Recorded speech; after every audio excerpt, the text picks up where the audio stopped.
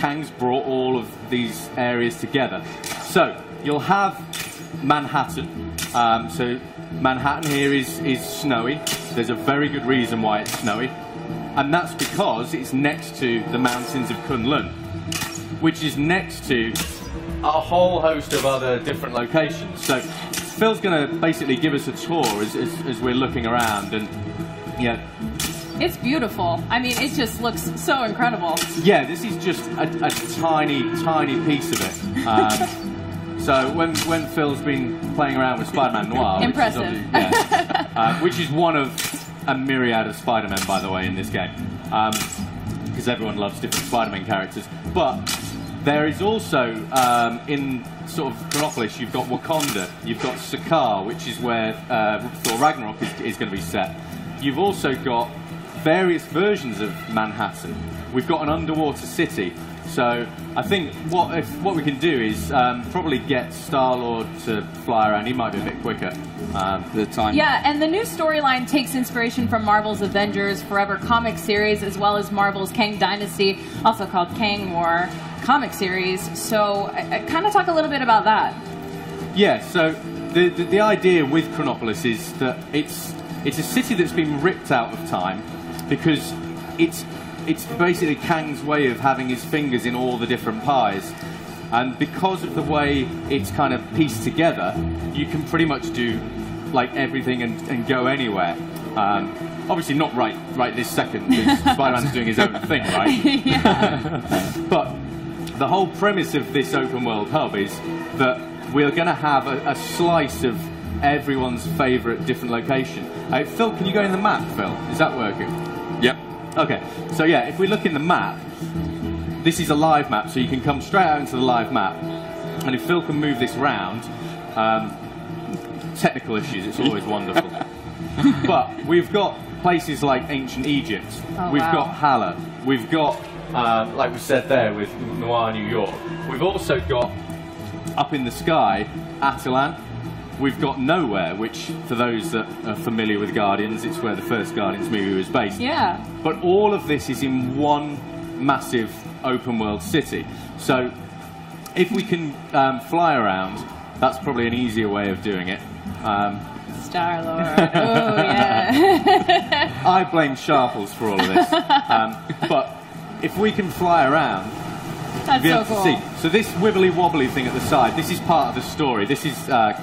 Kang kind of brings these places from their own time frames. You imagine you've got something from medieval periods, you've got something from the future. Very early in the game, part of what you do is bring all these walls down to have this huge open world city. And you have got, like you can see here, all of these areas merge in together. Now this is obviously, the game isn't out until November, so we're working on piecing all of this stuff together. But this is the biggest and most ambitious open world we've ever had in a LEGO game. Wow. And the whole idea of this is that we've got a huge game of all the levels and the way the story unfolds, but we've got a massive open world, because what we have found is that people love exploring the open world. Absolutely. And all the side quests and the funny little hidden rooms and all of the quirky bits of gameplay that reference Marvel comics and Marvel movies and everything that's great about the Marvel universe. Yeah, absolutely. So comic veteran Kurt Busiek also played a primary role in the story creation. Yeah. Can you tell us a little bit about that? Well, yeah, like the comic runs that kind of inspired this, a couple of us in the office, like we really love those storylines because they tell us so much about Kang. So with working with Marvel, we were talking to Bill Roseman, who's the creative director at Marvel Games, and he was like, well, why don't you just ask Kurt to help out? And it's like, oh yeah, why didn't we think about that? Yeah. So yeah, we got in touch with Kurt. And Kurt this is great. I'm sorry. Yeah, exactly. A Lego Sphinx. That's amazing. But you can go inside these things. It's not, you know, like a dressing. You can go inside the Sphinx, so there'll be gameplay inside there. There'll be gameplay inside the pyramids. There'll be bizarre little Egyptian men walking around. The idea is that this is a living, breathing city made up of 20 cities. And the whole premise behind the game is to go bigger and better than LEGO Marvel Superheroes.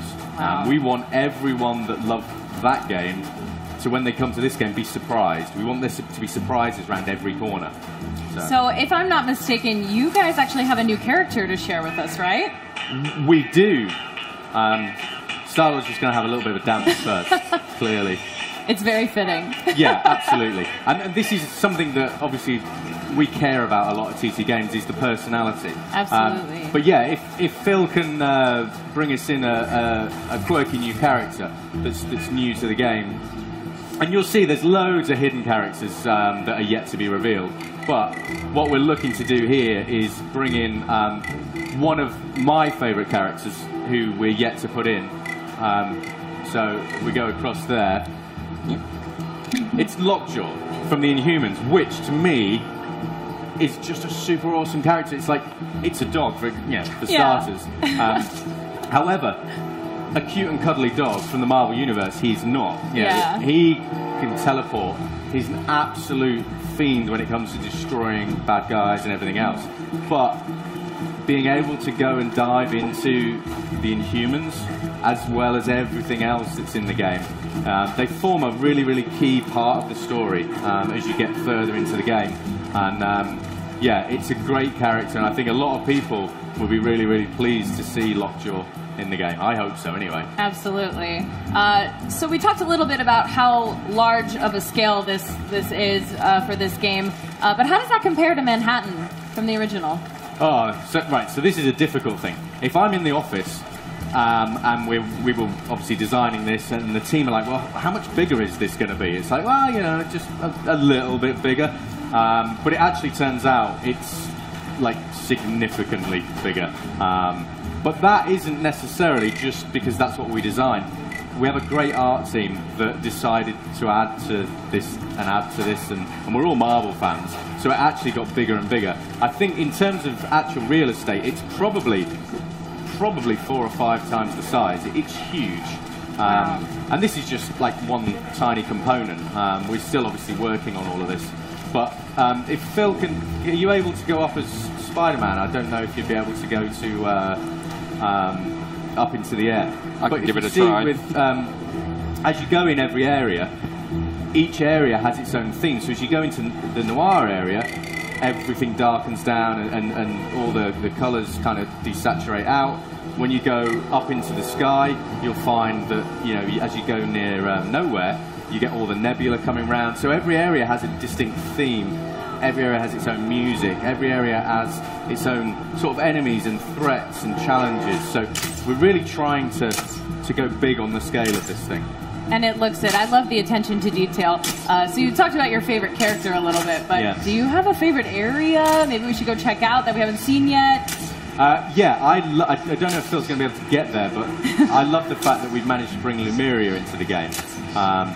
So, you know, again, we wanted to add some depth to this. So, yes, up in the sky we've got nowhere, and down below we have Lumeria, which is underground city. So if Phil just kind of nosedives down, we should, in theory, go down into Lumeria. And there's gameplay wherever you go. So when the game comes out in November, all of this is going to just be ram-packed full of gameplay. So in theory, if Spider-Man can swim down, you can see you've got a whole underwater city down here that you're going to be able to explore, and you know there'll be I can't say who they are, but there's 2 characters I've always wanted to get in the game that are in this area. And you did?